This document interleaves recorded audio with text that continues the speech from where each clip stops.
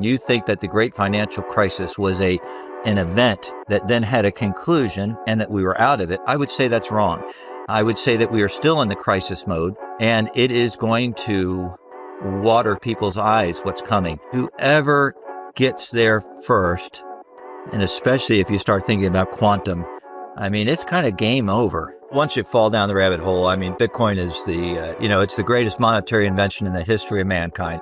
Governments around the world are building a digital dystopian prison for you. And it is going to be with a digital ID. It's going to be with a digital wallet. We just cannot mess this up, kids. We can't. This is just too important. It's everything. George, first of all, it's great to see you. I'm excited for this show. I think we first met in Miami. Maybe I don't know if it was 22 or 23 at the conference there. But you've been 22. In fact, I think you 22. Still owe me a T-shirt, you son of a bitch. Yeah, you do owe me a T-shirt. You do. What for? Remind me. Of fact. I don't know who your sponsor is anymore. Oh, I remember. Yes, I remember. Exactly. They are not my sponsor.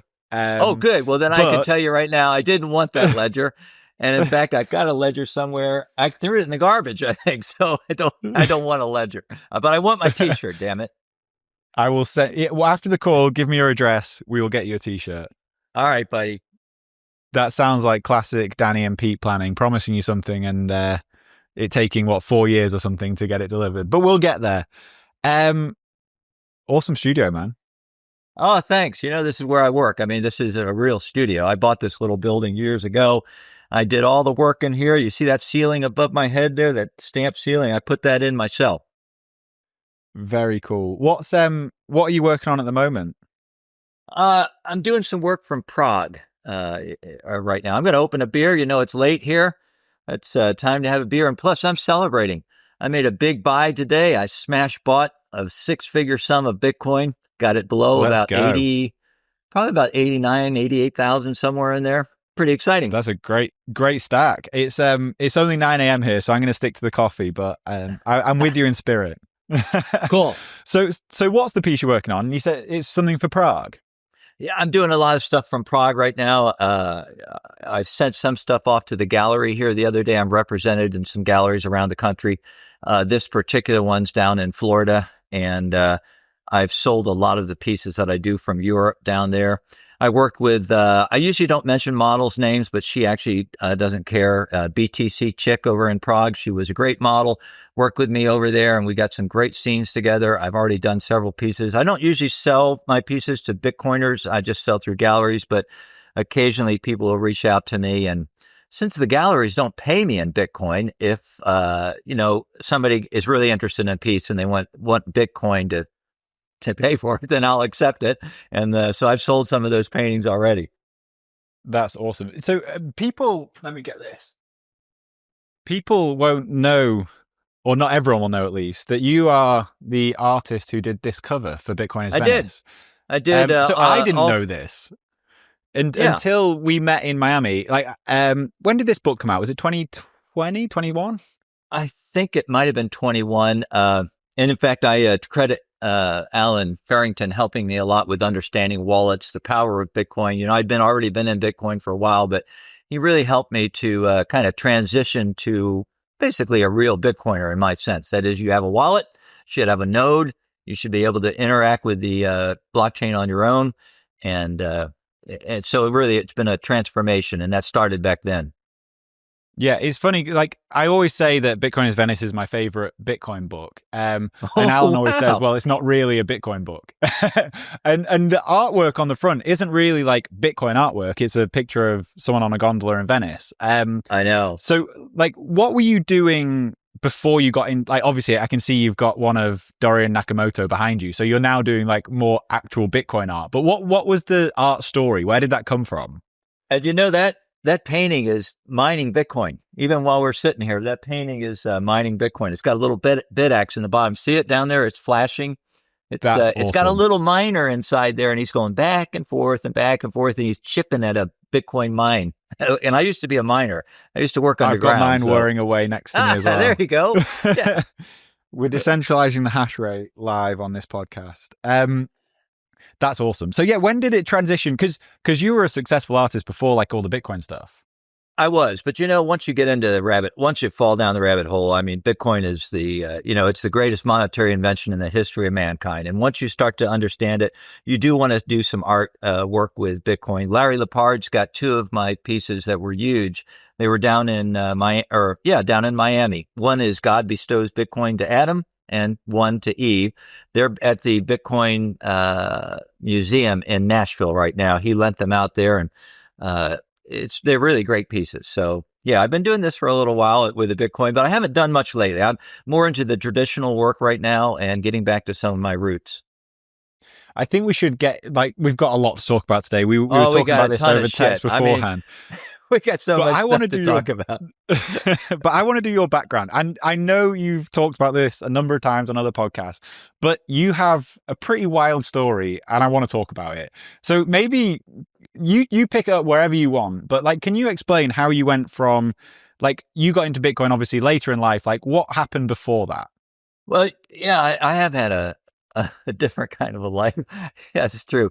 And, it should be inspirational. If anybody is out there listening, and you're wondering what the hell you're going to do with yourself in this new world that we're entering, whether it's AI or whatever, this should be an inspirational story because I don't really have a career path, but yet I've reinvented myself over and over and over again. And, I started out, I was just posted recently. I lived in, trailers. I was in a trailer park until I was like 12 years old. And, but the good news is I just had great family, a mom and a dad. They loved each other. They were home. They were just having a great time in life. And back in the 60s, the world was different. A man could work. He could go out there. And if the wife wanted to stay home, she could. If she wanted to go work, she could. And basically, you could just raise a family. And so I had a great childhood, just magical. It was so much fun. That was when the American dream was alive and well. Oh, it was just kicking ass, and people were making things, people around me, my relatives, they were working in factories, they were doing things, producing things. It just seemed like the world was endless in front of you when you were young there. And then I I dropped out of high school, so I didn't finish high school. I got kicked out and actually expelled and doing something really bad. I don't want to talk about that, but, and then I went to college. I ended up dropping out of college too. I started working in the oil fields out west and was working pumping oil out there and working out on different rigs and stuff in Wyoming. And then I had dropped off an application when I got dropped out of college, and I became a cop out in a Wild West town. And I mean, it really was a Wild West town. It was like cowboys and Indians, real ones. I mean, I remember going to a bar one time and as a cop, and there was horses tied out in front of the bar, real cowboys in there. And you couldn't go in by yourself in these bars. I mean, they might kick the living shit out of you. And so it was a rough town, but I got through that. And finally, I drifted south across the high plains of Colorado up north, and I settled in the mountains and worked underground as a miner down there for quite a while in the Rockies. A real miner. Yeah, exactly. Instead of my little Bitcoin miner, real miner. And God, what an awful job. And then, it felt like my life was just going nowhere. I mean, I'd basically run out of steam, it seemed like. And so I went back to college. My mom and dad let me move back into the house, live in the basement, which I'll bet many millennials can probably relate to. And so I'm down in the basement. I was driving a cab at night in Denver up in 5 Points. And it was a really dangerous job, but paid really well. And I got all cash. And I paid all my taxes, if anybody's listening out there. But yeah, I got paid all in cash. And it was really great. Got through college and, I'd always loved flying. I used to fly little airplanes. Heck, I was only 17 years old. I used to fly airplanes all around the country just to get hours, to build hours. It was like a used car dealer. This guy would buy an airplane sight unseen. He'd send me off in a Greyhound bus to a 17-year-old kid, and I'd get in the cockpit of this plane and fly it back, or sometimes fly it across the country. It was pretty fun. And the Navy needed pilots, and I got in the Navy. I went through a really rough, kind of like an officer program where they made you into an officer and a gentleman very quickly. like in about 3 or 4 months. And it was run by Marine DIs from Paris Island. They were some tough sons of bitches, man. So I got through that. I did really good. I actually went to primary school down there in Pensacola, and I graduated first in my class. I got F-18s, Hornets. The plane was just coming out in those days. It was a really cool fighter. I flew that, and then I went through Top Gun. I became a Top Gun adversary instructor and flew planes up in Nevada up there. It was a lot of fun, too. And then finally, I know it sounds crazy, but I ended up in the cockpit in Delta, and I flew all over the world, ended up a captain there, and yeah, it's been quite an experience. And now, I'm just making art, living my life. And, it's the Bitcoin life, Danny. I mean, I'm just, Bitcoin life. It's Bitcoin. Bitcoin is the final, just like the final hurdle, if you will, to getting your life squared away. And, everything I have right now, I just live a very carefree life. I don't care what I say. I don't need any clicks, likes, followers. I don't need money. I don't need any more Bitcoin. I'm just getting it because it's fun, and that's about it. That's awesome. You've got to tell me a little bit about Top Gun, because the only thing I know about Top Gun is from the 2 movies. Well, the movies are totally accurate. Everything in them is exactly accurate. No, not really. Well, I thought the latest one was actually great. But what do you do as did you say you're an adversary instructor? Yeah, so that was even more fun, because what that was is I got to go up there and I flew all these little weird jets, and I used to simulate that. In those days, you remember, it was Russia that was our enemy, so I was a Russian pilot. I even had I had a Russian gear on my head, and I flew a plane that had Russian signs on it, and we would simulate a lot of their tactics and to teach the fleet. Basically, we called it air combat maneuvering, but it was dogfighting is what you were doing. And so it was just imagine just being given a tank full of gas, go out there, light the burners, and just fight nonstop until you're out of gas. It's a lot of fun. I mean, you pull a lot of G's, you're kicking ass, your hair's on fire, and you're just having a great time. I mean, I quite often say that I don't feel like I've got a real job. That doesn't sound like a real job. That sounds awesome. No, it's not. It's not a real job. I'd have paid to do that job. At least not when you're in any actual real conflict. But what year were you doing this? Was there any conflicts going on while you were in Top Gun? Yeah, I was very fortunate though, because I actually, I wanted to get. I was ready to move along. I guess I've just got like wanderlust or something, and I wanted to get out. And at the time, we had just invaded. It was 1989. And 1990, I guess it was. And so I was lucky. I mean, the skipper let me go, and otherwise they would have kept me, and I'd probably rotated into Fleet Squadron and gone over there or done something. Timing worked out really good for me. You just got to have all the fun without having to do the dirty work. Well, I'll tell you, don't say that, because you know what? I've landed on board a carrier. And I'll tell you right now, if you ever want to scare the living shit out of yourself, you just go land on a carrier at night. So, I mean, I earned my stripes to get to the point where I could wear this hat, relax, have fun for that particular tour of duty. And then I didn't have to go back to sea because I started flying for Delta. With fiat money constantly debasing, wealth preservation isn't optional. That's why I recommend Swan Bitcoin, a team of dedicated Bitcoiners who work with families and businesses to build and secure generational wealth with Bitcoin. Strong relationships with clients are at the center of everything Swan does. A dedicated Swan Private Wealth representative, which is a real person that you can text and call, will help you build a Bitcoin wealth strategy using Swan's comprehensive platform of Bitcoin services, including tax-advantaged retirement accounts, advanced Bitcoin cold storage using collaborative self-custody, inheritance planning with both trust and entity accounts, tax loss harvesting, asset-backed loans, and more.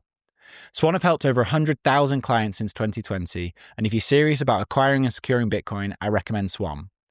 Meet the team at swan.com/WBD, which is SWAN.com/WBD. What if you could lower your tax bill and stack Bitcoin at the same time?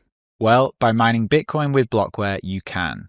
New tax guidelines from the Big Beautiful Bill allow American miners to write off 100% of the cost of their mining hardware in a single tax year. That's right, 100% write-off. So if you have $100,000 in capital gains or income, you can purchase $100,000 of miners and offset it entirely. Blockware's mining as a service enables you to start mining Bitcoin right now without lifting a finger. Blockware handles everything from securing the miners to sourcing low-cost power to configuring the pool. They do it all. You get to stack Bitcoin at a discount every single day while also saving big come tax season. Get started today by going to mining.blockwaresolutions.com/WBD.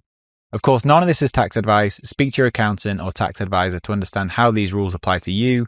And then head over to mining.blockwaresolutions.com/WBD and you'll get 1 week of free hosting and electricity with each hosted miner purchased. What Bitcoin did is brought to you by the massive legends Iron, the largest Nasdaq-listed Bitcoin miner using 100% renewable energy. Iron are not just powering the Bitcoin network, they're also providing cutting-edge computing resources for AI, all backed by renewable energy. We've been working with their founders, Dan and Will, for quite some time now and have been really impressed with their values, especially their commitment to local communities and sustainable computing power. So whether you're interested in mining Bitcoin or harnessing AI compute power, Iron is setting the standard. Visit iron.com to learn more, which is IREN.com. That's very cool. What an insane story. And I've heard you also tell a story of you taking off one day and walking back. What happened there? Yeah, they get really pissed. I'm going to tell you right now. I've always said that, and it's the truth. When you take the squadron jet and you go out there and you walk home from the desert, it's like, where's the fucking jet? Well, it's in boxes right now. And at the time, it was in pieces. And I said, well, if you get the boxes, you can get it back together. But of course, you can never fly it again after I was done with it. So yeah, what happened? Well, it's kind of a long story. I don't want to bore people, but I'll just say that this is fascinating. Please tell me. I want to know. Well, I was on what I call a DDA mission, a day dick around. And what that is it was like September, I think. Oh, actually, you know what? I might have put it in the ground in like October. But the thing is, we run on a yearly budget, the military, and usually October 1st, it starts all over again and stuff. So you have some extra money and extra fuel sometimes. And a lot of people won't like to hear this, but basically you burn the shit out of it before the current year expires because you don't want your budget to be cut for the next year. So I was out doing a day dick around mission, and I don't mean to put it quite like that because I actually was training. I was by myself in a single seat fighter. I flew single seat fighters my whole career, which was pretty cool. And I was doing what's called basic fighter maneuvers, and I was doing a particular type of an attack, and it was just practice, and everything was going great. And then right at the bottom, right at the hard deck, they call it, 10,000 foot above the ground, I heard something, not a snap, more like a clunk, and the airplane just immediately lost control. And then technically I should have ejected right there because you're not supposed to be out of control below the hard deck. But I kept, I thought because I'm Jethro, I thought, I can fix this. I'm a pilot. I know what I'm doing here. And I actually just about rode it right into the ground until finally I could almost feel the earth coming up around me. And I ejected very close to the ground. And in fact, it was airplane, seat, because you separate from the seat, and then it was me. We were all in a row, the three of us. We were just sitting there playing, of course, with a big hole in the ground with a huge black smoke. It looked like an atom bomb had gone off it, and then the seat was there, and I was just sitting there on the chute, kind of dazed. So that's anyway. Insane. What a crazy story. Yeah. The reason I love hearing your kind of backstory is like I feel like I can relate to it in some ways. Like I was not good at school. I didn't get kicked out. I got asked to not come back, which there maybe is no difference there. Yeah. And then like I sort of went and did music. I was working in recording studios and all that kind of thing. And no part of my sort of trajectory from that point would have had me sat here doing a Bitcoin podcast. Like it was really, I found Bitcoin in 2016 and just couldn't get enough of it. And like then a few like fortuitous, I don't know the word, a few good things fell into place and I end up here. And like one of the things that I always love, like I know manifesting is a bit kind of woo woo, but just like putting yourself in the way of opportunities. I love it because like that's how life happens. Like all you need to do is just put your hand up, be like, I can do that. I can try that. Like, and who knows where you'll end up. I think it's really cool how much you've reinvented yourself. Well, there's a good lesson here too, kids. I mean, because this is going to be a very difficult time that we've got coming in front of us. I expect the next 3 to 5 years to be the end of what I call the crisis period. I don't know if you at all follow the fourth turning or have read the Yeah, I book, like but it. yeah, me too. And Neil Howe and William Strauss put that out in 1997. And they said within about 8 to 10 years, we'll have a crisis. And that was the great financial crisis. And to those of you, one of the things that's interesting about that book is most of us think of time as moving in a linear fashion. But really, this is about cycles. It's about viewing time in a different way, as if it repeats itself almost. The cycles themselves are called seculums. They last about 80 to 90 years, or the longest lived human life in that particular period, as a general rule. And you know what? They nailed it. I mean, and I would say to anybody right now who's sitting out there and you think that the great financial crisis was an event that then had a conclusion and that we were out of it, I would say that's wrong. I would say that we are still in the crisis mode, and we will be until probably about another 3 to 5 years. And then I think it will resolve. And one of the reasons it's going to be very important to be flexible in this particular period of time is because we have so much. This fourth turning is occurring at a time of probably the greatest revolution we will ever see in technology, which is AI and robotics.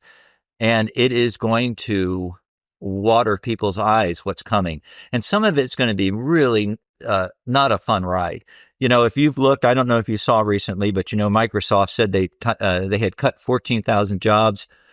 I think Google did about the same number and projected that they were going to take maybe 34,000 more jobs out. And I don't know if you saw this or not, but Amazon, with that leaked document, said that they were forecasting they would not hire 600,000 people over the next 8 years because of AI and robotics.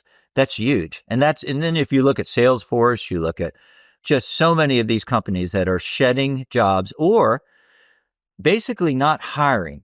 So I don't know if you've seen this, but 22 to 24-year-olds, that's kind of like where you start your career, your job, whatever. You get into the market, if you go through college, if I'd have gone through and gotten all the way through, I did go back and get a degree, obviously. But what I'm saying is they just recently put out a report that said, I think it was Stanford, said that particular group where they're exposed to AI is going to have about a 13% unemployment rate here over the next few years.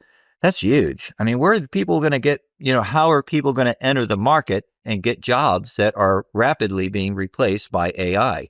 It's a real conundrum. And I think the fourth turning, we can talk more about that, but I think it's going to be a very difficult time for our country, for the world, for young people in particular. So you're going to have to reinvent yourself. So I don't know if you listened to a show I did recently. It was maybe a month or so ago with a guy called Roman Yampolsky.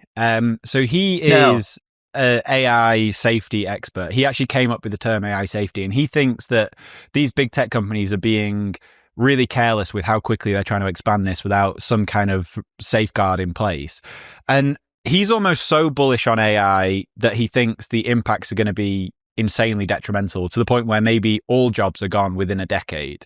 And like the terrifying thing there is what do people do? And you hear people say, well, people will become artists and things like that. But what if AI is equally good at art as humans or better than humans? Like, do you think that's I know I'm saying this to you because I know it's going to trigger you as an artist, but like, how do you think about things like that? Well, stop triggering me, okay?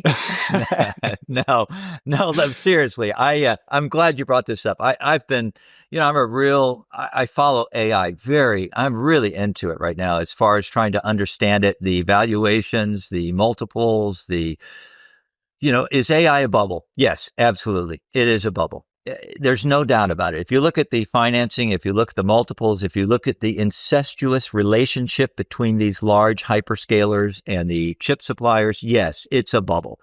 But this is a bubble that's not going away. It's almost like a strategic imperative. Whoever achieves general and then super intelligence is going to be the winner. And this is when I say strategic, it is a military imperative also. And the U.S. is not going to stop on this. I mean, it is affecting every part of our economy. Did you know that I just read, it was a gentleman named Furman put out a report recently. He said that the first half of 2025's 92% of that GDP was driven by AI. It's overtaking a large part of our economy right now. And when I say strategic, I mean,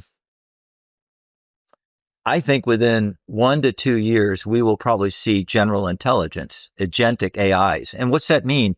Just means take the average IQ of someone on the street and having a machine that can basically think through every category that person can think of as well, if not better. Super AI, the idea that it will be more intelligent than any human being and able to do its own coding, self-coding, I don't think that's far off either. That's probably maybe 3 to 5 years. The problem is, and I don't know that because the problem is the demand for AI it's insatiable right now. It is insatiable. CoreWeave just came out with something recently. They used that in their report, their earnings report. Our demand is insatiable. So on the demand side, it's there. The problem is you can't get the compute right now. There's 3 legs to this. It's chips, energy, infrastructure. And the US, I mean, we are in a race. And the race is between just us and one other country, and it's China. And they are our competitor, and we are both racing. Tsinghua, their university, has got it's got more patents related to AI right now than all of the Western nations' universities combined, just in the last 2 to 3 years. They know what this is, and they're working to get it. They're working on energy. They have built out more energy than the U.S. uses in 1 year in the last 5 years. They built that much energy. That's insane. The U.S. We put out 500 gigawatts of power a year, I think it is. We need another 100 gigawatts over the next 3 years. You know what that is? That's like 80 nuclear plants. You know how many the U.S. has built in the last 10, 30 years, maybe? One that I know of in Georgia. How many are they building out next year? 0. How many next year? 0. 3 years? 0. So we need all this power, and this is not going away. It's one of the reasons why the government is stepping into the private sector here. People better get used to this. It's almost like a Manhattan Project. We are committed to this. It's one of the reasons why Trump, the administration, is hitting a stick over the head of Brazil right now, and at the same time holding out a carrot. For instance, buying Argentina pesos. Hundreds of millions of dollars of Argentina pesos. I never thought I'd be investing in Argentina as a country, but we are. They didn't disclose the amount. They wanted they did a $20 billion swap line with them too.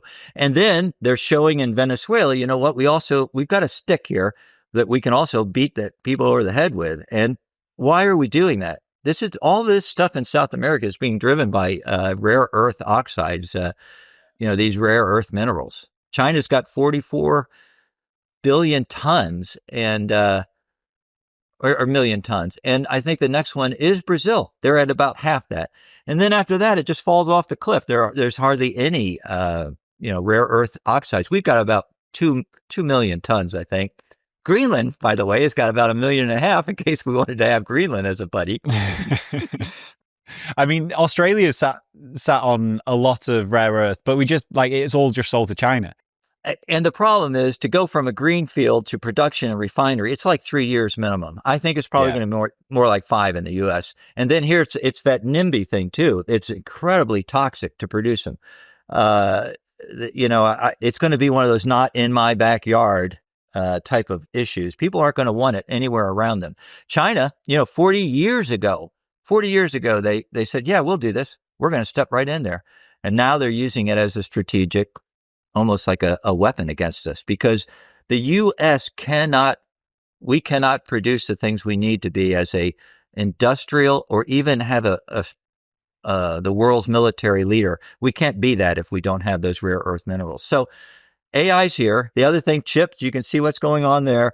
And you can see on the other side of that, the infrastructure, the build out is just huge. And it's way ahead of its skis. I mean, they're building out data centers right now that can't be plugged in. There's no power for them to plug in. So it's going to be a wild ride.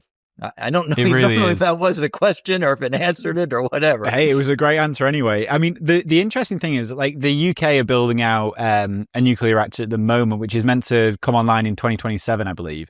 But that's been sort of 10 years in the making. And there's no way that just the building time is 10 years. It's all the regulation that takes the time. And China just strip all that away. I'm sure they're more efficient builders as well, but they're spinning these things up rapidly. You nailed it right there, because it takes us 10 to 15 years and they can do it in 2. It takes us about 10 to 15 billion dollars and they can do it. And actually it takes them about 5 years, I should say, but they can do that same build out in about 2. So yeah, it's a big deal.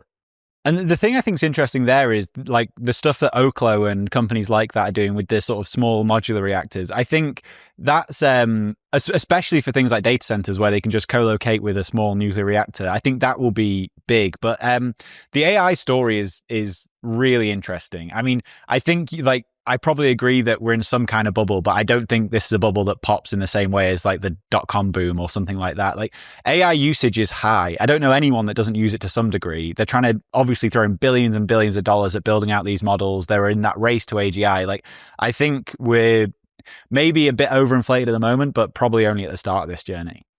Yeah, because it's such a powerful tool. I mean, when you start thinking about where this is going to go, and when I talk about robotics or humanoids, really what you should think about is Tesla, because basically those cars that they're working right now down in Austin and San Francisco, they're basically robots on wheels, and they are collecting data, and it's all data about you.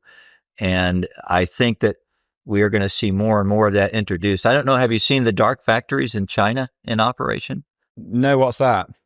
Scared the shit out of the CEO of Ford and some other executives that went over there and did a tour, because they came out and they were shaken. They had gone into these factories. These factories basically could run without any lights on in them because there's no humans in there. Huh. And they are constructing cars at the most incredible pace.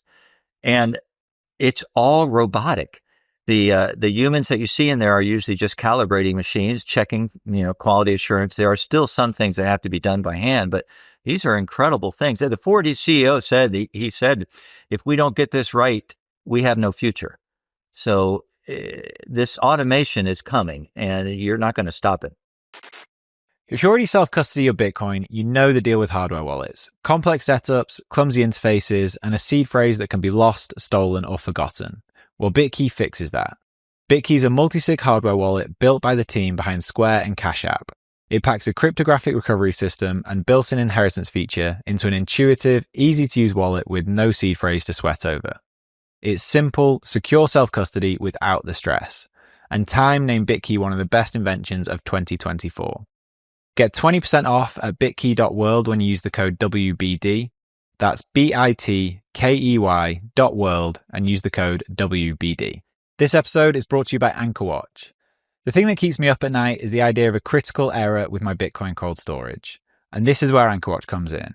With AnchorWatch, your Bitcoin is insured with your own A+ rated Lloyd's of London insurance policy, and all Bitcoin is held in their time-locked multi-sig vaults. So you have the peace of mind knowing your Bitcoin is insured while not giving up custody. So whether you're worried about inheritance planning, rent attacks, natural disasters, or just your own silly mistakes, you're protected by AnchorWatch. Rates for fully insured custody start as low as 0.55% and are available for individual and commercial customers located in the US. Speak to AnchorWatch for a quote and for more details about your security options and coverage. Visit anchorwatch.com today. That is anchorwatch.com. Do you wish you could access cash without selling your Bitcoin? Well, Ledden makes that possible. They're the global leader in Bitcoin-backed lending, and since 2018, they've issued over $9 billion in loans with a perfect record of protecting client assets. With Ledden, you get full custody loans with no credit checks or monthly repayments, just easy access to dollars without selling a single sat. As of July 1st, Ledden is Bitcoin only, meaning they exclusively offer Bitcoin-backed loans with all collateral held by Ledden directly or their funding partners. Your Bitcoin is never lent out to generate interest. I recently took out a loan with Ledden. The whole process was super easy.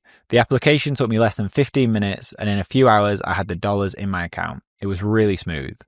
So if you need cash but you don't want to sell Bitcoin, head over to ledden.io/WBD and you'll get 0.25% off your first loan.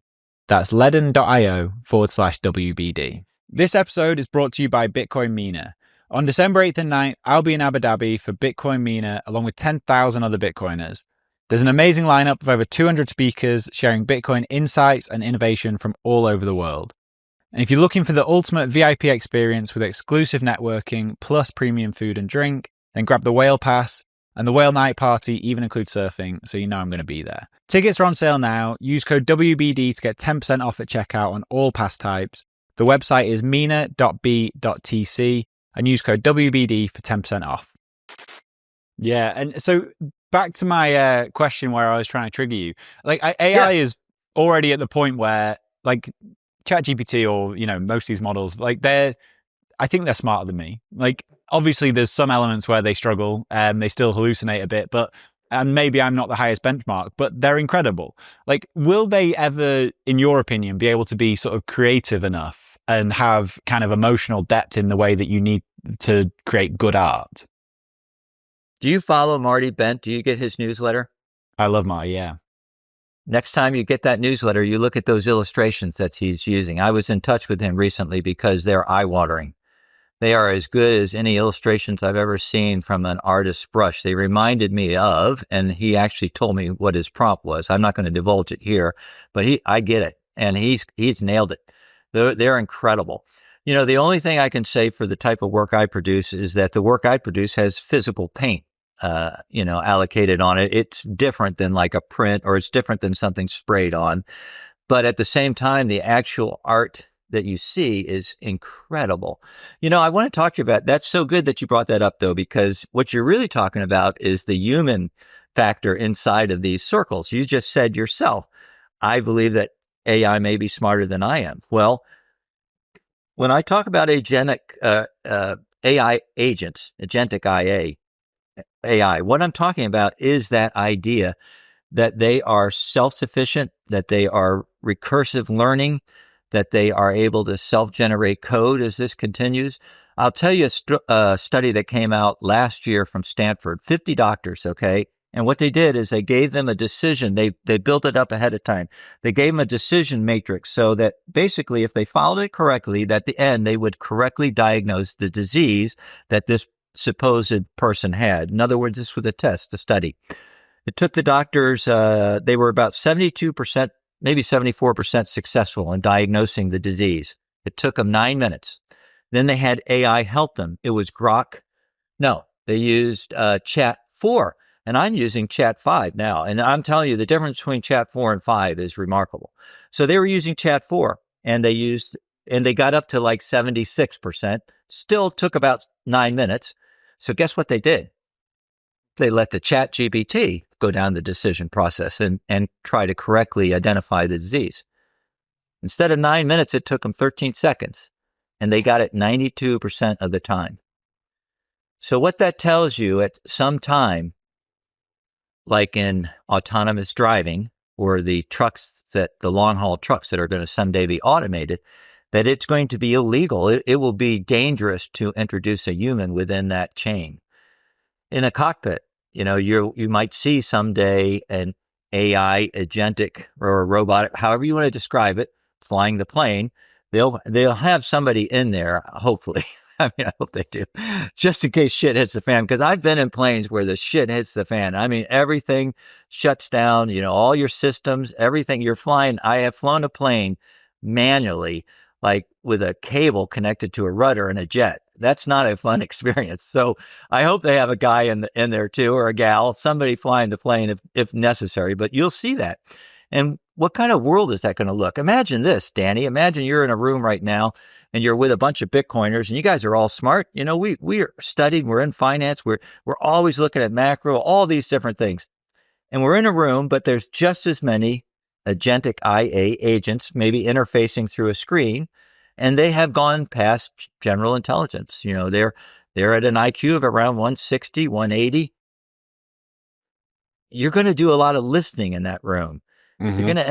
You're going to just be kind of observing. And at some point, as these machines begin to advance in their IQ or their capability, they're going to have difficulty talking to us. They won't even use the same language that we're using. I think Python is how they're coding a lot of them. They won't want to use human type coding. They're going to actually develop their own language to talk among each other. And that's where we start to lose our ability to interface with them. And that'll be an interesting time. That's where it gets dangerous, because like there's no reason to think that any human language is the most efficient way of communicating. Like that's very naive to think that. And if they do run away from us, what do they do with us is the then kind of existential question of this whole thing. It is. And what do I worry about? The reason that AI is not going to go its way is because of the military.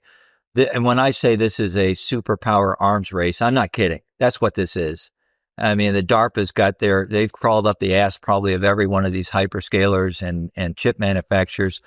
And this is a real threat because whoever gets there first, and especially if you start thinking about quantum, I mean, it's kind of game over. And the power that you will be able to wield is incredible. And, one of the things that they're using AI for is to develop what are called AWS or automatic weapon systems I think it's something like that. It's basically a weapon system that sits by itself and can able to think for itself as far as making an attack decision. We're talking submarines that just rest on the bottom of the ocean. The Anduril already has a fighter called Fury, and it's autonomous. That's autonomous weapon system. So it launches. It can fly as your wingman if you want. And if you're maybe nervous, you're coming out over a bad area.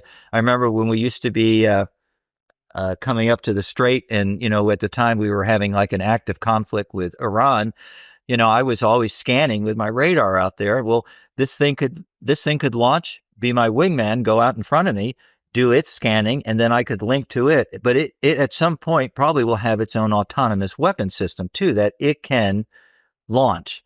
And so those type of weapons make me nervous, but I'm just telling you, I know that's where it's going. And when you look at what happened after Ukraine, the conflict in Ukraine, which is obviously not over, that's going to change warfare forever.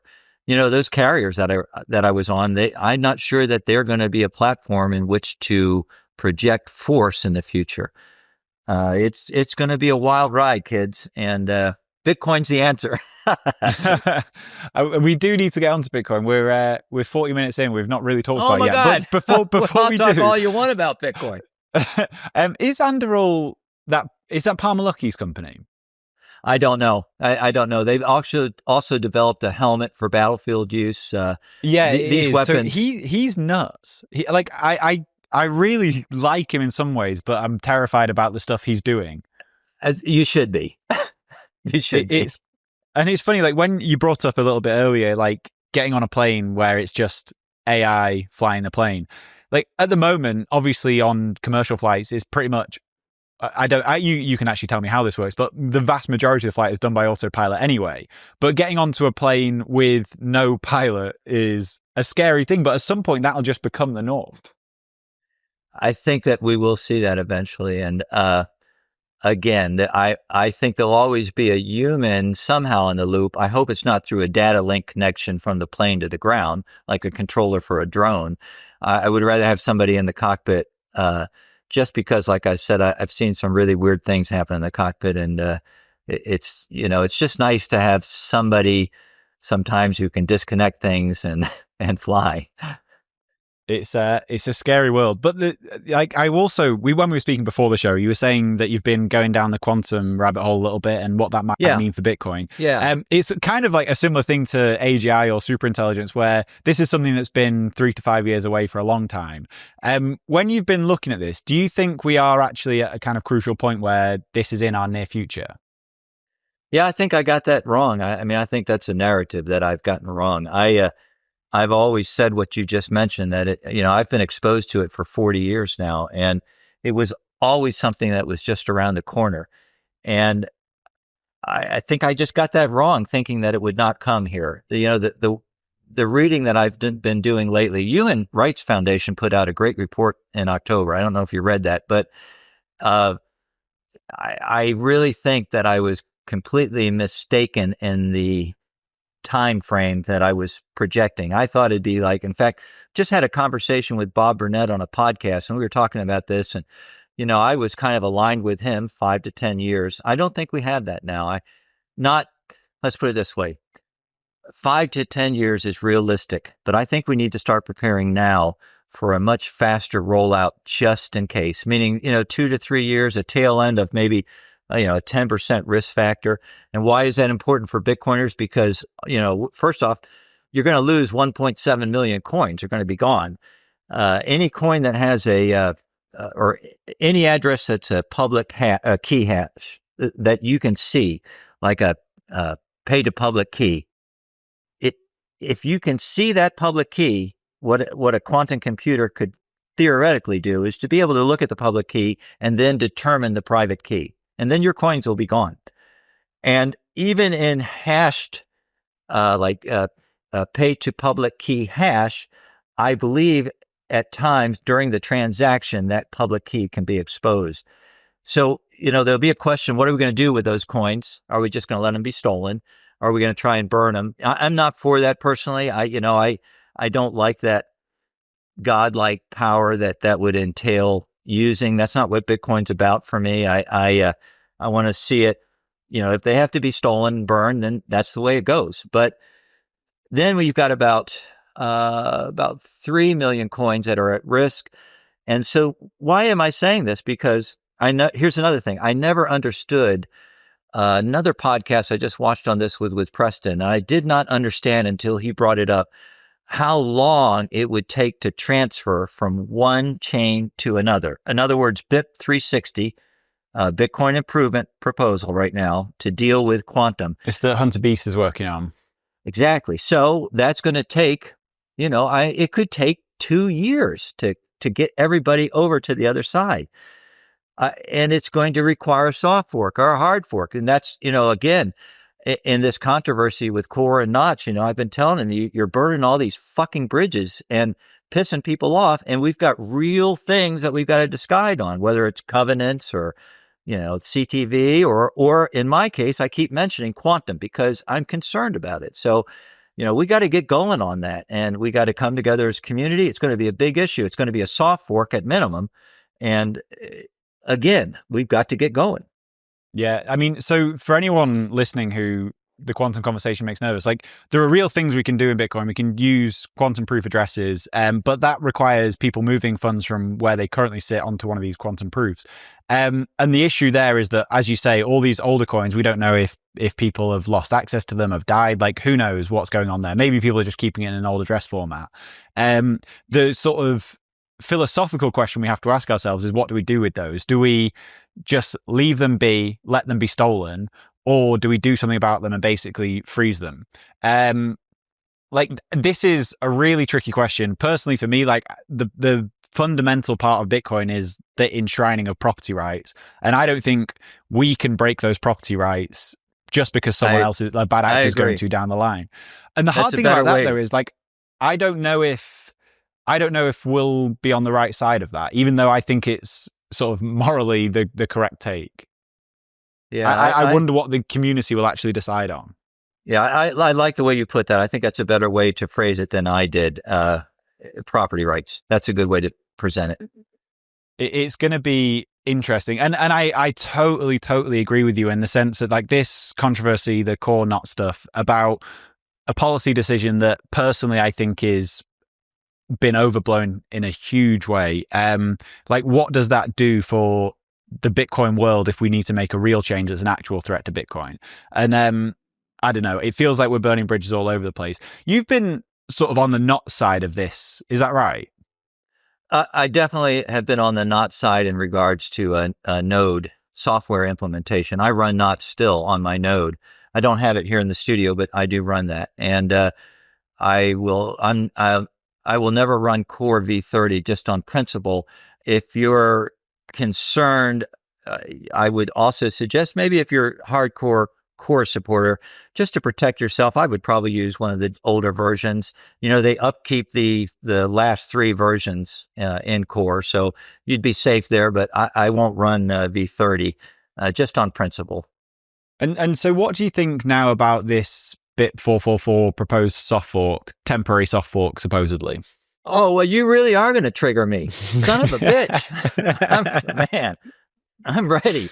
So actually so you're going to have to let me rant then. I'm going to have Please like do. 5 to 10 minutes of airtime here to rant because The stage this is a big yours, subject. George. Well, fuck. So I've been involved in this controversy for like 5 months now. And in fact, I stepped into it as soon as it came out because I understood something that I think many people just did not grasp, which is this is not a controversy over filters. You know, that they turned it into the filter non-filter. That's just bullshit. That's not what this is about. In my mind, it's not even about spam. This is a much deeper issue. In fact, I'll tell you, I mentioned this earlier. I was the person that stood up at the very beginning there when we were over in Prague, and it was a small group of people, and I asked Michael, I said, I want you to, I think I used the word was opine. I want you to opine on this controversy between Core and Knots. And, you know, to his credit, like me, he was already following this, and he was already looking at it and wondering what was going to come out of this. And he has some comments. I gave you a link to that. I suggest everybody have a chance to look at the show notes, link to that conversation. He spent the most time on my question, which was obviously he thought it was important than any of the other questions there. And I think some of the people were probably pissed because it was supposed to be a conversation about treasury companies or corporate investment. But this to me is important. And why? Why is this important? You know, I'm going to stay at a very elevated level here as far as I don't want to get into the weeds and discuss things, preferential peering and shit like that. I just want you to stay on the high overlooking plateau looking down on this issue. For me, as soon as this came out, I felt like we were looking at a turning point for how Core should go forward as an organization. And what I mean by that is, as soon as I started putting out questions about this particular issue, I was met with incredible pushback by Core developers and supporters. And basically, it was an argument of this guy's stupid. This guy doesn't know what he's talking about. This guy doesn't write code. He's not part of Core. You're not on GitHub. You don't contribute. You don't, just an endless stream of shit. And that attitude, that insular, closed, walled garden that they have developed for themselves over there is going to hurt us in the long run. It's hurting them right now. If you lose 20% of the network in 4 months, you should be sitting back on your ass right now going, what are we doing wrong? But that's not what you hear from Core. Instead, they just double down on their policies and their direction. And when you run Knots, and for all the people out there running Knots, and I encourage it, I want you to know something. You are, I won't say just virtue signaling, but you are not affecting, because of the way the system is designed, you're not going to be able to prevent spam from occurring on the network. That's not how nodes relay information. Why do I do what I do? It's because I have sat quietly and I have thought to myself, what is Bitcoin? Bitcoin is money. Bitcoin are monetary transactions. And I believe that arbitrary data does not belong on the blockchain. And I believe that Core and Core developers should create as much friction and cost to the implementation of that arbitrary data on the network. And the bottom line is, folks, Core does not agree with that. And I can point out to a recent interview with Mike Earhart, Merch, with Jimmy Song and Tone Vase. You can go through that interview and you will understand what I'm talking about. That is a man that's very close to the inner circle in Core. It's very obvious that he does not view Bitcoin in that way.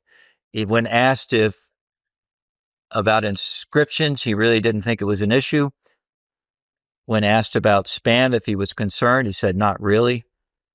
He thinks that Bitcoin should be a programmable blockchain and that you should be able to do things with it. I will say to Core right now that this is a new world that you're entering.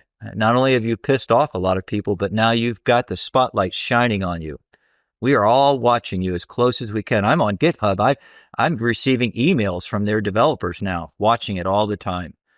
And they're talking about AI, by the way, right now. So your attitude is not going to work going forward. And I'll say why. It's going to prevent us from coming together as a community to do things that are important. You're burning bridges.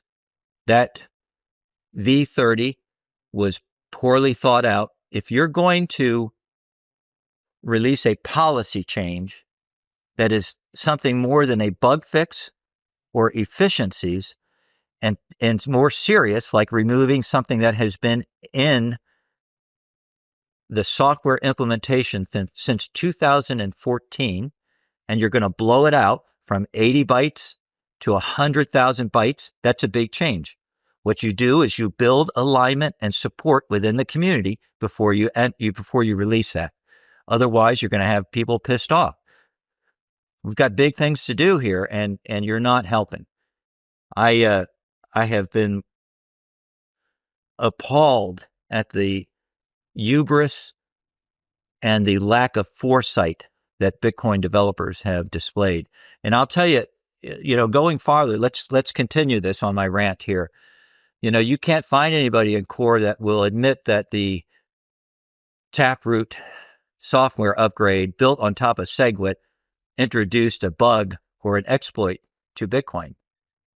They made a mistake when 2023, and Jamie Rodimer found the hack that allowed for Taproot wizards and inscriptions. Instead of notifying them, he thought, I guess for fame or whatever purpose, that he would just release it. Instead of Bitcoin core developers just coming forward and saying, hey, you know what, this was a mistake. This was something we did not anticipate. They doubled down on it. And I just heard, again, a core developer saying, no, that's not a mistake. That was not an exploit. It's not a bug, he said. That was part of the design implementation. When you do shit like that, what it does is, first off, everybody knows who studies this. They go, no, that's not right. So you are defending something. You put yourself in a logic pretzel that you can't get out of. Then what was the new narrative after that, Danny? So no, it was design implementation. So that means, what is spam? Remember that conversation? And then if you're censoring spam if you try to put these restrictions or costs to it. And one thing I have learned, especially in the cockpit when I was with Delta, is if you are unable to realize that you've made a mistake or you're unwilling to admit it, you put yourself and everybody in the cockpit and all those people behind you at risk. It's like, when I was in the Navy, I was a nuclear weapons loading officer. That was a pain in the ass job. I've got a top secret clearance. I mean, very high clearance. People were crawling up my ass, asking my neighbors about me, old girlfriends and everything else. What kind of man is this guy? And I worked with, we did practice loading. The F-18 carries nuclear weapons, kids. And on board the ship, I went down the SAS bases, and there's no FAFO. There's no fuck around, find out down there. You got two Marines on either side of a door with a vault like in front of you that you're going to enter. But you got to get through them first. And if you start dicking around with things, they've got two sidearms on. They're armed. When you are a core lead, a maintainer, you are basically a nuclear weapons officer. You're holding everything that we treasure in your hands. So there's none of this FAFO stuff. If you're going to release something that touches the protocol, and I think the base layer should be off limits. I think it should ossify. I think it should be treated like a hot stove. If you have to touch it, then you're going to have to build the alignment and support. I'm almost done here because I can rip on the knots people too. I'm pretty pissed off, and I haven't even addressed 444 yet. So if you're going to even release policy change that is a significant change, you have to do the same thing. I have seen some appalling things regarding Gloria Zhao, the lead maintainer, that I actually thought were fake at first, but I believe they're real videos. And all I'll say is that in your position, you cannot pull your head in like a turtle and leave, whether it's a social network or whether it's just communicating outside of your bubble. You have a responsibility for what you're doing. And if you can't handle the heat, if you're not able to clearly enunciate what you're doing, then get out, resign, go away. Now, you want me to take a break, or should I start ripping on the knots people? No, well, let me just come back on a couple of those points before we get onto the knot stuff. I don't align with that, at least entirely. So I think there's a few things here which are like, this has become almost a hearts versus minds debate, where I understand the like driving force of the knots people, but Core aren't doing this to intentionally be malicious. I think they could have messaged this way better. I think they could have aligned support way better. But Yeah. they're doing this because they think this is a less harmful way of putting these transactions on Bitcoin, and basically saying filters aren't going to stop them. There are downstream consequences of these transactions going into the places they're going at the moment. So let's open up op return and let them go in there. Like, do you think they're being malicious, or do you think this has been basically a messaging problem? I think that the problem is, again, it's the way this system is working. If you start to interact with core developers or start to try and talk to some of them behind the scenes, they work in very siloed type of projects, and they often don't communicate in between each other, which is understandable. This is a complicated process.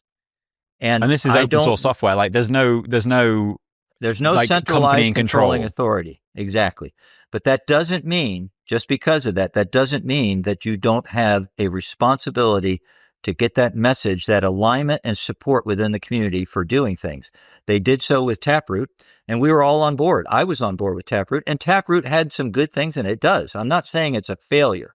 I'm not, and you know what? Thing with SegWit. I think SegWit's a tremendous success. Just, transaction malleability is an incredible advance. So that's not the issue.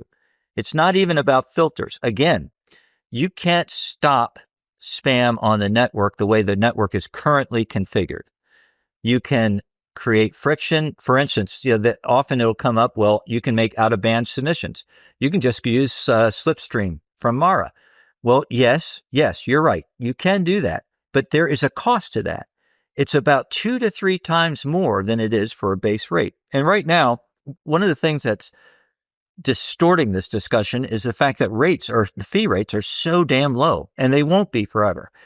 The one thing I'll say too is that these changes that we're making are often not thought out for like 5 or 10 years. Because do you think in 5 or 10 years that Bitcoin's going to look the same as it does now? If I'd have asked you 5 years ago, would you have ever thought we were going to come to this level of mining pool centralization? It was unfathomable how concentrated it's got.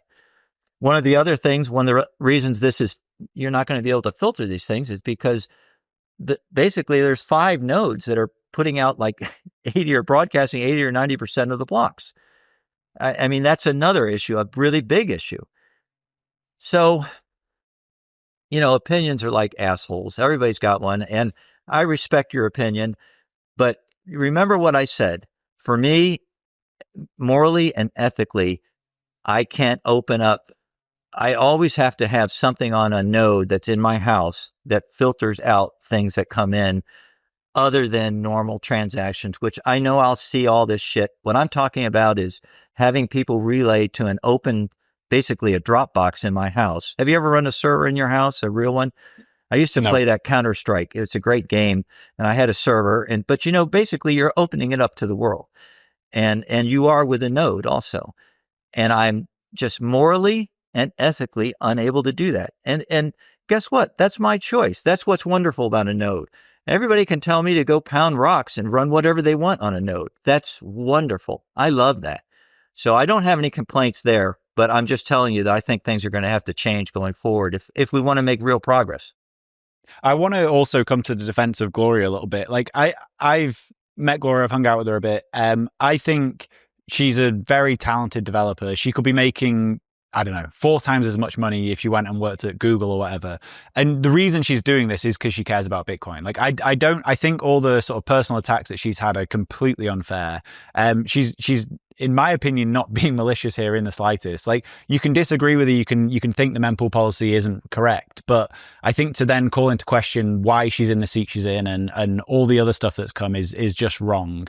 I also think, like, Core did step back on a couple of things in the sense of being able to configure your node. They did. And I think that's good. I think you should have configurability over your node. Like, you should be able to decide how it runs. I don't know. I think the whole thing's been blown out of proportion. Obviously, a lot of the pushback that the NOTs people had is, well, if you want to make this change, do it, make a consensus change. And now they're stepping up, I guess, and attempting that. Like, where do you fall on this bit, 444? Well, don't forget, too, that, in this conversation, remember, many core supporters were telling, people running NOTs, well, go ahead. If you don't like it, soft fork. Well, now I guess that's coming to fruition. So I've done a lot of study on this, and everything that I said about core needing to change course here in the future applies to Luke Dasher also. There is no difference. And you know what? This Datham is the author. There's really not a number assigned to this that I'm aware of. There's not really a BIP 444. Some people are that's calling just what it's it, become known as. Yes, RDTS. Reduced data trans. Let's just call it the soft fork for now. Okay. Uh-huh. This soft fork proposal, everything that I just said applies to it too. And guess what? You got to pull your head out of your ass. I don't know what the people that are pushing this. And, I've met Luke, just like you said, like Gloria. You know what? He's a nice guy. He's not stupid. He's not crazy. I mean, you can have conversations with him and Mechanic, but you can't have, if what I'm talking about is core developers coming out of their silos somehow and communicating more with the community, you've got to be able to do that on the other side too. My initial hope when I started into this was that I thought NOTs would continue to increase in adoption and that it would be a viable alternative. You have to get to about 92% adoption before you can truly, influence or steer the network, so to speak. And that's another thing too. Core, you had 98% of the network. And so when you're making these policy changes, it's not fair to say to somebody, this was another thing that was thrown in my face was, well, if you don't like it, just pick something else, go somewhere else. Well, if you've got that much of the network, you're steering the network. You are actually influencing it. And so you have a responsibility again. Well, so does NOTs. I was hoping that we would get more adoption. And it's stalled out. It's actually dropped down a little bit. And why do you think that is? It's probably because of this soft fork. This soft fork, and again, I don't need any likes, followers, clicks. I don't need jack shit from anybody on this planet. And I don't need anything from either side of this. And I am telling you right now, I am 95% convinced that this soft fork is going to go nowhere. And not only that, it's just going to continue to drive a wedge in the community. The best thing that could happen right now is for these two factions to come together, find a compromise. Even the background to how V30 was adopted through GitHub, that doesn't work for me anymore. That banning Mechanic is abusive. They had another commenter in there who was making an argument against this, and they marked that as spam. They closed it early saying there were no NACs, no negative opinions on this, but there were. Then they open it up again briefly so that they can get an ACK in and then close it again. This is like, Jack, you're playing around here. These are games. Can't be doing that. Well, you can't do it on the NOT side either. Can't have one man running this program. And by the way, there are developers helping Luke, but we don't know who they are. There's no... Mechanic's done a great job of communicating because, for one thing, he can actually stand up there and say, hey, guess what? I dicked something up. I got it wrong. He can say that. He is also just good at trying to make the narrative understandable. But this soft fork is going to, in the worst case, it could turn into a hard fork. And I'll tell you, if you get mining behind that, I think it will turn into a hard fork. and if you get mining behind it, you can actually end up with two coins. Now you're talking about, and here's another thing, I'll say in regards to the soft fork. Do you have the nodes aligned? Do you have the mining pools aligned? Do you have the exchanges aligned? Do you have enough power to make that happen? No, what you're going to do is you're going to end up with a coin that's rapidly going to go away. People are going to get hurt here. Yeah. So I don't support it. I do remember what I said. I have thought long and hard about this. I know what Bitcoin is for me. I know how I feel about arbitrary data. I know that my actions may not even have influence right now. If you look at what's happened with both this out-of-band transmission ability through something like Slipstream, and if you look at what's happened with the preferential peering, however you want to describe it, relay, the ability to bypass nodes if you have enough minority where you can just get it broadcasted out there. The world is changing for Bitcoin, but I still think that it is a responsibility of Core to be very careful in these releases. And I know you say they have a use case for it, but the use cases that I've heard to justify going from 80 to 100,000 bytes, they don't fly with me. They don't make sense. And not only that, why not just go to 160 or 256? Like I think Adam mentioned that, or maybe he mentioned 530. I don't remember. But why not just compromise? I mean, I don't care. That would be fine with me. So as long as I don't have some jackass, and I know what contiguous and non-contiguous is too, all the people that were throwing shit at me, I know what the difference is between that. But I can't deal with having a node that's open like that with people putting stuff in there. It can't deal with it. So just work. I mean, there's got to be a compromise here, Danny. And as far as Gloria, I don't mean to personally attack her, but at the same time, you've got to get in front of a narrative. Let's say that, you're probably right, just like I am about Mechanic and Luke. I mean, I'll tell you, Luke is a smart son of a bitch. So you've got to take the bull by the horns. You got to get out in front of a narrative, tell your story. You can't sit back there. When I said pull your head in a little like a turtle, what I mean is if you don't, other people will tell your story. You'll have all these people fill the void. They'll step in there and they'll make your story. And that's where things get very distorted very quickly. But I think you've seen that on both sides as well. Like Luke, this is a huge generalization, but in general, software developers are not the most outgoing public speakers in the world. And so you've seen that with Luke, where like Mechanic has become his essentially like PR agent. And Gloria, as far as I know her, doesn't want to be front and center. She doesn't want to be on podcasts talking about what's going on. And obviously on the Core side, like Antoine has taken a bit of that. Like he's a very good speaker. It sounds like really what you're saying we need is just someone who can explain the decisions that Core are making, maybe in a more thoughtful way so that the community can understand and be more aligned on these decisions. That would be I'm telling you right now, that'd be a great move. Here's a way to explain it to people.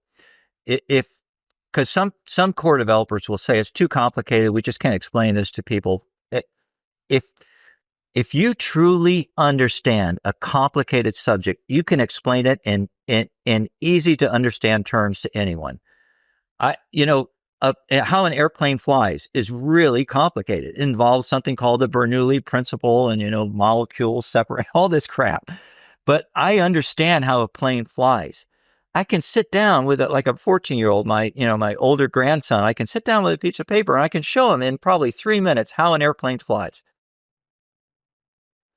You should be able to explain why it's necessary to bump up from 160 or 320, whatever number you pick, to 100,000, why you have to uncap this. Now, you say they've got a use case and they've explained it. I've heard it. It doesn't make a lot of sense to me. One of them, you could look on the conversation I was discussing with Jimmy Song and Merch, and basically it was for future implementations, maybe for different players that step into the space. That doesn't work for me. We don't have to change or build anything for Bitcoin for some future VC company or anything like that. That's not necessary. And if I misunderstand that, then somebody step out, tell me how I'm full of shit here. And I'm often wrong. So you don't like all these sort of like BitVM type protocols that are being built at the moment, which obviously give you like I know you're not going to like the like Ethereum style functionality of these, but there's also like a very possible world where these BitVMs, different scaling solutions, different layer twos will increase monetary transactions on Bitcoin, especially if we do see fee rates on base chain go really high. It's hard to get into blocks. Like you can take all of that economic weight and put it onto another one of these BitVM type projects. And that's a good point, because we both know that the Bitcoin base layer is not going to work someday in the future. Right now it does. You and I have had exorbitant privilege by being able to interact on the base layer. We can still, right now, tonight, I can, but I have cold storage too, but it's kind of dispersed, so I can't get to it necessarily. But at the same time, we could interact with the base chain very easily. But the perfect example of where that might stop is like with this quantum threat. Like you say, if it's going to take 2 years for everyone to actually do an on-chain transaction, then like in that case, it's necessary, it's needed. But at some point, that will just become the state of the network. See, that's a good point, because it's not that it just takes 2 years to make a transaction, but it could be 2 years while we're all moving. And how are we going to use the base chain in the meantime? That's a really complicated problem. And we need people that can fix that for us. And we need people that can discuss that with us and get it going, because it's an issue. But I just think we have to be I think that if you listen to that conversation that Saylor had with me or answering my question there in Prague, I'm very aligned with that idea that we have to be very careful here and move slowly. I just think that I don't think right now that some of the changes that are being implemented are aligned with a lot of the community. And I think this wouldn't even be happening if people weren't both surprised and uncomfortable with where this is going.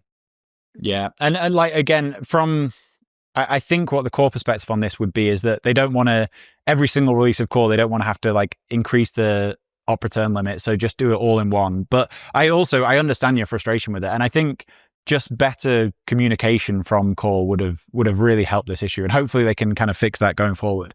And then lastly, on the bit 444 or whatever this soft fork ends up being called, I agree that I think this is going to end up with people hurt. It'll probably end up in a hard fork. I don't think it'll be a realistic soft fork. And like, what I don't want to see is a load of rage quits from people who have like different opinions than the core side, because I don't think that's helpful either.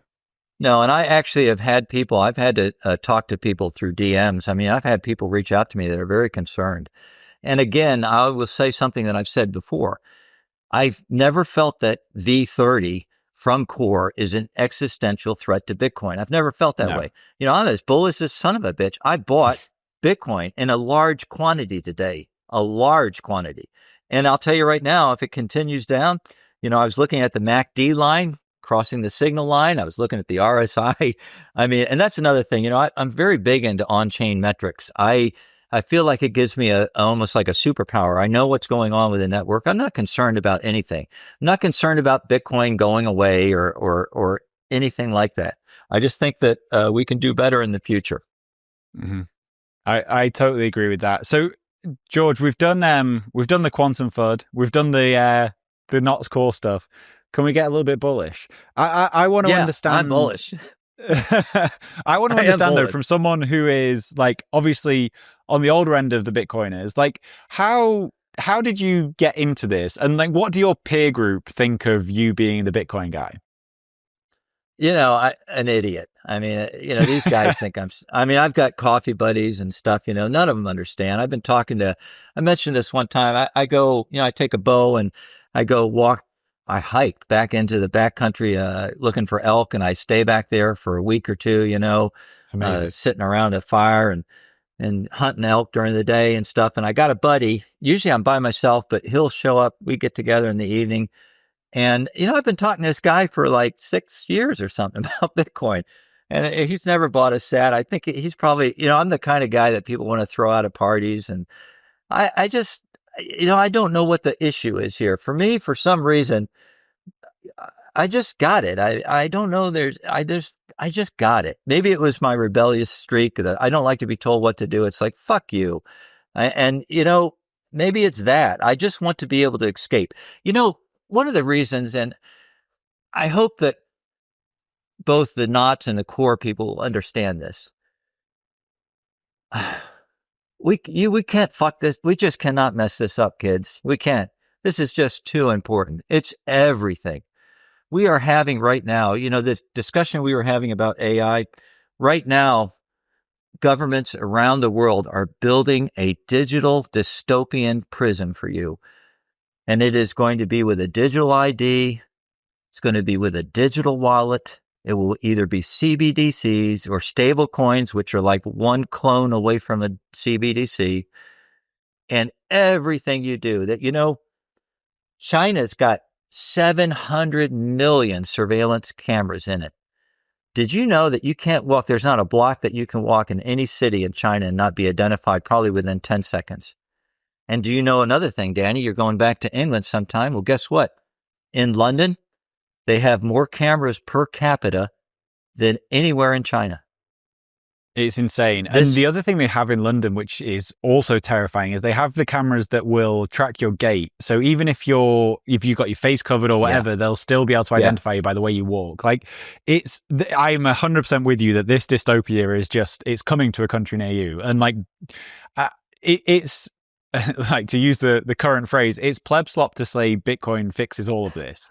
But it is a way out of that system, at least with your money. I like to be called pleb slop. You know where pleb comes from? It's a Latin word, plebeian, and a plebeian. And do you know that was a very common term in Rome? 100 AD. That after Caesar came back in 49 and ended started the basically ended the republic. He did, and turned into a dictator. But at the same time, that was a real term that people used to denigrate other citizens because they were the common folks, somebody like me drinking a beer right now. But I don't mind that term at all. It doesn't bother me at all. I'm just saying that this, we can't fail with Bitcoin because it's my last hope. That's that hatch. When I went down the ship with those nuclear weapons, it's that hatch. I want that hatch to open. I want to be able to step on the other side. I want to be able to escape. And if you don't have Bitcoin, I really don't know. I don't know of another way that you're ever going to be able to do that. So it's very important that we get this right. With people, like the sort of traditional finance take on older people owning Bitcoin is that it's too volatile. Like you don't have the same, 30 years left in the workplace or whatever. Is that one of the things that holds back people in your peer group? There's two things that hold people back from Bitcoin. It's education to begin with. The smarter you are, or at least in the traditional finance world, an MBA from Harvard or Stanford, that's going to get in the way of your understanding Bitcoin. But the other thing is age. It is. It's difficult. When I first was exposed to Bitcoin, I didn't like it because I couldn't hold it physically. That's really important for boomers. And, I don't have 30 years left. I can see my block out there being mined, the last block, and I don't want to, I don't want to waste time. I'm not afraid of the volatility. I'm telling you right now, if you think this is volatile right now, you go have a beer yourself because this is not volatility. We just went down 30%. I posted something this morning and it's true. I was buying all the way up in the last bull market. I bought up to 67,000. I kept buying down and I'm a smash buyer. I'm one of those guys that get money. I'm like a drunken sailor out on leave. I just buy it all until I don't have any money. And it finally got down. 20,000 was my breaking point. It was where I lost faith. I felt like again, it was like I was in the mine underground there. I remember one night in the mine and I thought, man, my life sucks. I'm not going anywhere. And I was laying there. It was 3 a.m. in the morning and my wife was next to me. And I just love my wife to pieces. And she thinks I'm the greatest thing in the world. And I was managing her money and my money. And I had us all in Bitcoin. You can imagine the amount of losses that I had on paper for all our wealth. And I remember thinking, I'm an idiot. I've ruined everything. And I just laid there and laid there. And it was several nights like that where I just couldn't sleep. And, every financial planner, if you talk to them, the first thing they're going to tell you is, you're overexposed, sell your position, reduce it. But I couldn't. And so, God damn, the thing went down to like 17,000. And, I bought down there. I bought. Let's go. I bought like a motherfucker. I mean, I just bought. So you can't use age as a way to avoid the volatility. If you wish to ride the rocket and pull the G's, you're gonna have to suffer with the volatility. I love that. So you never lost the conviction. The other thing that I have an issue with is kind of one of the stereotypes in Bitcoin, that self-custody is too hard. It's like the common thing is, it's like you're not going to be able to get your grandma on self-custody. Like, I think that's nonsense. I think the tools that we have now are so much better than even just like a few years ago. What's your take on that? Oh, you're so young. You're so young. I know lots of people. There are so many people in my age group, I wouldn't let them in anywhere near a fucking wallet. They'd be gone. It'd be gone like that. They would take a picture. The first thing they would do is take a picture of their seed phrase. Now, you think I'm making that up, don't you? I'm not. The first thing they would do is take a picture of their seed phrase. Yes. I mean, there's been tremendous changes. changes. Issue I have with that, though, is that, like, I think without education, sure, but like, I couldn't put a TV up on a wall until I watched a YouTube video of how to do it, and then I did it, and it was really easy. Like, all you need to do is like a little bit of education. If you can, if people can understand that those seed words are the be all and end all of what they're doing right now, I think they'll treat it differently. And I don't think old people are immune to that. I think anyone can do this. There are many parents that can. There are many aunts and uncles that can, but then there are a lot that can't. I think that solution, I think you're going to have to wait for a generation to die out. I mean, I think when you're looking at older people like myself, you're just going to have to acknowledge the fact that many of them are never going to be able to go where you go. And that the ETF products are probably one of the best things that was ever came along for old boomers, especially those. I mean, I know it sounds silly, but at some point as you get older and you can see the end coming up, then you think to yourself, how am I going to transfer that to somebody? And it's a bit of an issue. I mean, I have to say the inheritance thing is a bit of an issue. And so I've kind of worked out my plan here, but I think there's going to be friction and resistance there as you go forward with an older generation. Yeah, I mean, again, like, these products are getting so much better all the time. And this sounds like a shill of the sponsors, but it's only because I have great sponsors. Like things like Anchor Watch with their inheritance feature, things like BitKey. Casa aren't a sponsor, but Casa have a great inheritance product. Like these things are getting built out. It's just like Bitcoin's still young. Like it's coming.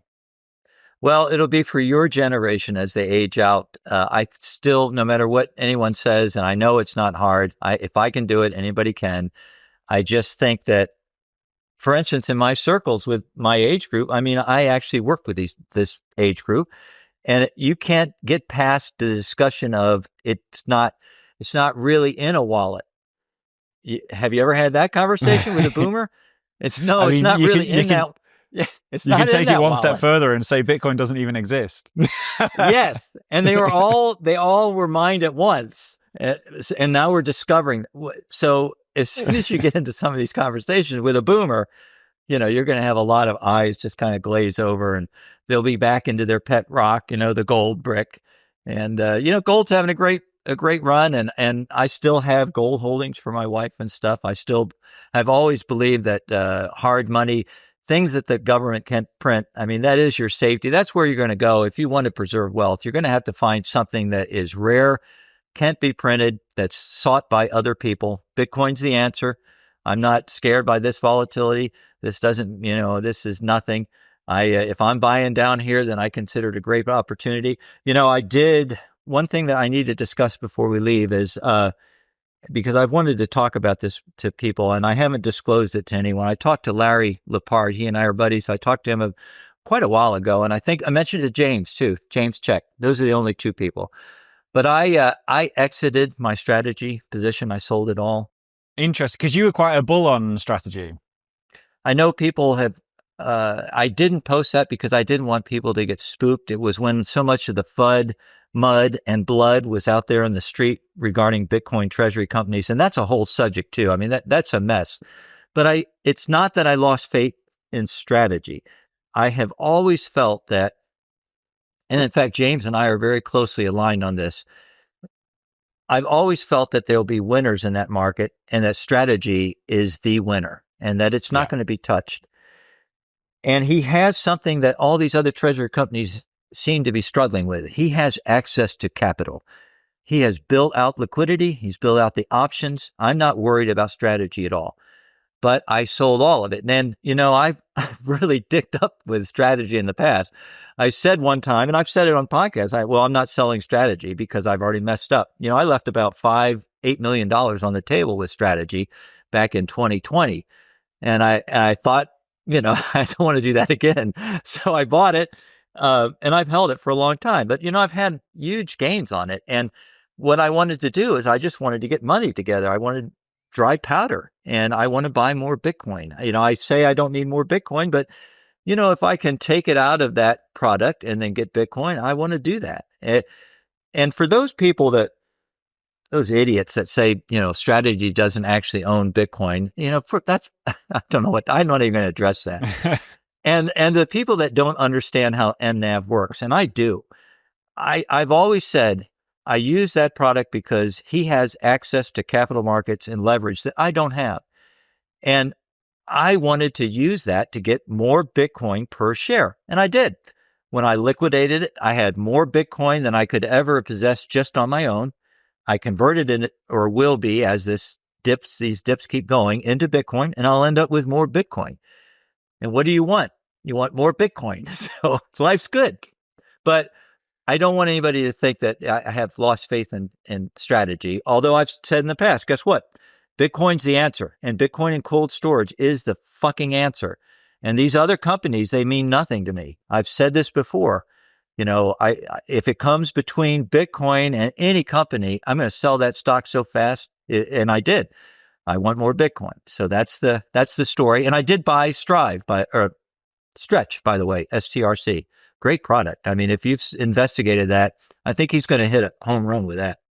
Yeah, I think that's a really interesting product. And like you say, there's nothing like the actual underlying. That's the thing you really want to own. And, if you did well on strategy, like, fair play to you.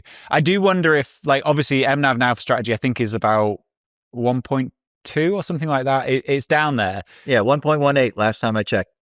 Yeah, I do wonder if that sort of gravity towards one is real and it'll stay in sort of more conservative numbers going forwards. Like, I think that's also just a part of it scaling to being huge. Well, you have to realize that there have been all kinds of products all kinds of metrics put out lately to try and measure the worth of a Bitcoin treasury company. The only one that I have ever adhered to as being critical or important even, I mean, it's the one metric I follow is just MNAV, because that's the one that makes the most sense. And if you understand how MNAV works, and I told you just a minute ago, I said, hey, I got more Bitcoin per share, right? Well, why did I get that? It's because MNAV is above 1. And I've always felt when these companies started coming in here like chiclets, like zombie companies coming into this space, it made me nervous because I was forecasting what is going to happen when Bitcoin has a bear market turn or it turns around. These MNAVs are going to compress. And as they get towards 1, there's going to be less opportunity for these companies to raise capital. And if they've already leveraged themselves in some kind of a debt product, they're going to have issues. And here's the issue. If you figure this out and you sit down with a piece of paper, what happens when MNAV goes below 1? They should sell their Bitcoin and buy their stock back. They have a fiduciary responsibility to people like me. What's that mean? That means you have to increase your shareholder value. How are you going to do that? Look at what Sequence just did recently. They sold 1,000 coins. Yep. And so that is a marker for me. I sold strategy up at around 112 or something like that because, another thing falling on chain, it gives you power. At 117,000 to 114,000, I knew that if we went through that floor, that it would become now resistance and that we didn't have much below us. When it got to 113, 112 or something, I said, that's good. I'm going to get that money now so I can get more Bitcoin in the future. 100,000, very important. When it got to 95, I already knew that we were probably going a lot lower. And so I just held off. And, James has posted this before. If you know what you're doing, you can increase your Bitcoin stack, which is kind of nice. It's very nice. It's funny. I'm going down to Sydney tomorrow to interview Fong Lee, the CEO of Strategy, and Check. So I'm having both of them on the show they'll be out in the next week or so. But George, I've really enjoyed this. I think it's been a great conversation. I think next time I want to come and we should record in person in the studio. Well, we should. Peter reached out to me not long ago and said he wanted to do an interview, and I haven't heard back from him because I was thinking about going to the cheat code, I think it is called, right? Oh, you've got to come. It's going to be in March, yeah. Yeah, you should definitely come. Well, I think you have beer there, so we've got plenty of beer. Yeah, so I think I might. We'll see. I've got to kind of limiting my travel plans. I've got so much on the plate right now, travel wise. I would love to have you there, though. You should definitely come. We're going to have some great speakers. We can have you on stage. That'd be awesome. Oh, that'd be great, buddy. All right. Well, I appreciate this. This has been really good. I've enjoyed that a lot. Anywhere you want to send anyone to follow you and all of your Twitter rants? If you just type my name into Google, I'm usually the first thing that comes up. So, yeah, just type my name in Google. And you can find me on X same way. Well, this has been long overdue. Thank you for doing this, and hopefully I'll see you soon. Hopefully in Bedford. I really enjoyed it. Make sure and say hi to James for me, okay? I will do. Thanks, mate. Cheers, bud.